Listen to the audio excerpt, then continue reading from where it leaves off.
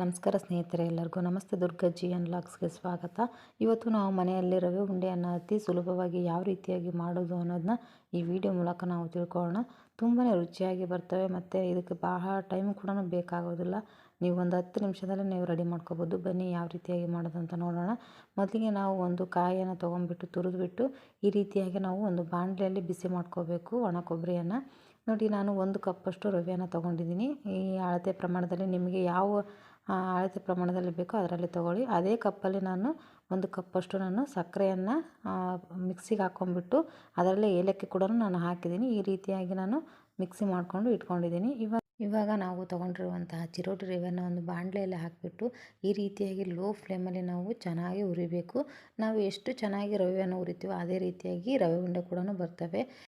ರವೆ ಉಂಡೆ ಮಾಡೋಕ್ಕೆ ಬರೋದವರು ಕೂಡ ನೀವು ಈ ರೀತಿಯಾಗಿ ಒಂದು ಸಾರಿ ಟ್ರೈ ಮಾಡಿ ನೋಡಿ. ರವೆ ಉಂಡೆ ಕಟ್ಟೋದು ಇಷ್ಟು ಸುಲಭನಾ ಅಂತ ಹೇಳ್ತೀರಾ, ಅಷ್ಟು ಚೆನ್ನಾಗೇ ಬರ್ತವೆ ರವೆ ಉಂಡೆ. ನೋಡಿ, ಈ ರೀತಿಯಾಗಿ ನಾವು ಚೆನ್ನಾಗಿ ಲೋ ಫ್ಲೇಮಲ್ಲಿ ನೀಟಾಗಿ ಹುರ್ಕೋಬೇಕು.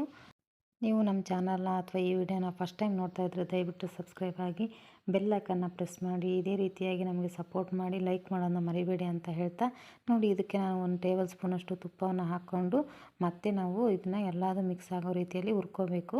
ಮತ್ತು ನಾವು ಇದಕ್ಕೆ ಮಿಕ್ಸ್ ಮಾಡ್ತಾ ಸ್ವಲ್ಪ ತುಪ್ಪವನ್ನು ಹುರಿತಾನೆ ಹೋಗಬೇಕು. ಈ ರೀತಿಯಾಗಿ ನೋಡಿ, ತುಪ್ಪ ಹಾಕ್ತಿದ್ದಾಗೆ ಅದು ಕಲರೇ ಚೇಂಜ್ ಆಗ್ತಾ ಹೋಯಿತು ರವೆ ಅಲ್ವಾ. ಇದು ನಾವು ಹುರಿಯೋದ್ರಲ್ಲಿ ಕ್ಲೀನಾಗಿ ಹುರಿತಾ ಇದ್ದೀವಿ ಅನ್ನೋದು ಗೊತ್ತಾಗುತ್ತೆ. ಅದು ಬಾಣಲಿ ಬಿಟ್ಕೋಬೇಕು, ಅಲ್ಲಿವರೆಗೂ ನಾವು ಹುರಿತಾನೆ ಹೋಗಬೇಕು ರವೆ.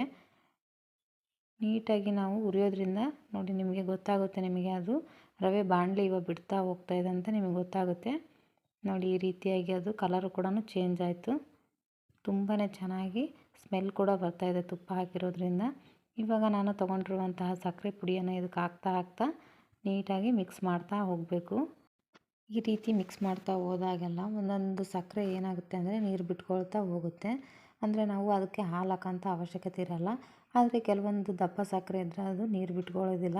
ನೋಡಿ, ಈ ರೀತಿಯಾಗಿ ನಾನು ಮಿಕ್ಸ್ ಮಾಡ್ತಾ ಹುರಿತಾ ಹೋಗಬೇಕು. ಇವಾಗ ನಾನು ಬಿಸಿ ಮಾಡಿಟ್ಕೊಂಡಿರುವಂತಹ ಕಾಯಿಯನ್ನು ಇದಕ್ಕೆ ಹಾಕ್ತಾಯಿದ್ದೀನಿ.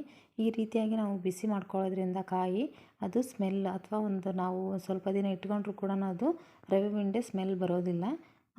ಇಲ್ಲದ್ರೆ ಅದು ಕಾಯಿ ವಾಸನೆ, ಕೆಟ್ಟಿರೋಂಥ ಕಾಯಿ ವಾಸನೆ ಬಂದುಬಿಡುತ್ತೆ. ಅದಕ್ಕೋಸ್ಕರ ಈ ರೀತಿಯಾಗಿ ಬಿಸಿ ಮಾಡ್ಕೊಳ್ಳಿ. ಯಾವುದೇ ರೀತಿಯಾದಂತಹ ಸ್ಮೆಲ್ ಬರೋದಿಲ್ಲ ಉಂಡೆಗಳು.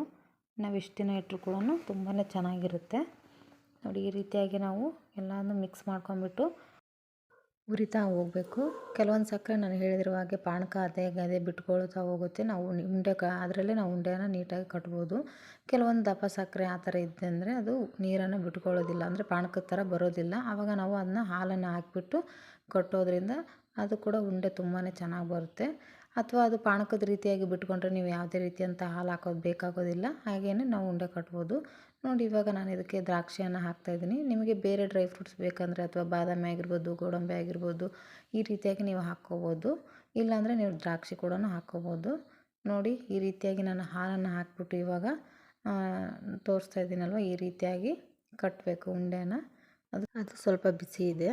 ನೋಡಿ, ಸ್ವಲ್ಪನೇ ನಾವು ಹಾಲು ಹಾಕ್ತಾ ಮಿಕ್ಸ್ ಮಾಡ್ತಾ ಈ ರೀತಿಯಾಗಿ ಉಂಡೆಯನ್ನು ಕಟ್ಟಬೇಕು. ನೋಡಿ, ಕೈಗೆ ಯಾವುದೇ ರೀತಿಯಾಗಿ ಅಂಟೋದಿಲ್ಲ. ಚೆನ್ನಾಗಿ ನಾವು ಹುರ್ಕೊಂಡಿರೋದ್ರಿಂದ ಚೆನ್ನಾಗೇ ಬರ್ತಾಯಿದ್ದಾವೆ ಉಂಡೆ. ನೋಡಿ, ನೀವು ಯಾರು ಕೂಡ ನೀವು ರವೆ ಉಂಡೆ ಮಾಡೋಕ್ಕೆ ಬರಲ್ಲ ಅನ್ನೋರು ಕೂಡ ಒಂದು ಸಾರಿ ಟ್ರೈ ಮಾಡಿ ನೋಡಿ. ತುಂಬಾ ಚೆನ್ನಾಗಿ ಬರ್ತವೆ. ನೀವು ಟ್ರೈ ಮಾಡಿಬಿಟ್ಟು ಯಾವ ರೀತಿಯಾಗಿ ಬಂದಿದೆ ಅಂತ ನನಗೆ ಕಮೆಂಟ್ ಮೂಲಕ ತಿಳಿಸಿ. ತುಂಬಾ ಚೆನ್ನಾಗಿ ಬರ್ತವೆ. ಟೇಸ್ಟು ಕೂಡ ತುಂಬಾ ಚೆನ್ನಾಗಿರ್ತವೆ. ಬೇಗನೆ ನೀವು ಒಂದು 10 ನಿಮಿಷದಲ್ಲಿ ಮಕ್ಕಳಿಗೆ ಏನಾದರೂ ತಿನ್ನೋಕ್ಕೆ ಬೇಕು ಅನ್ನೋದಾದರೆ ಸಿಹಿ ತಿಂಡಿಗಳಲ್ಲಿ ಇದನ್ನು ಕೂಡ ಬೇಗನೆ ಮಾಡಿಕೊಡ್ಬೋದು. ಒಂದು ಸಾರಿ ಟ್ರೈ ಮಾಡಿ. ಈ ವಿಡಿಯೋ ನಿಮಗೆ ಇಷ್ಟ ಆದರೆ ಲೈಕ್ ಮಾಡೋದನ್ನ ಮರಿಬೇಡಿ ಅಂತ ಹೇಳ್ತಾ, ಥ್ಯಾಂಕ್ ಯು ಸೋ ಮಚ್.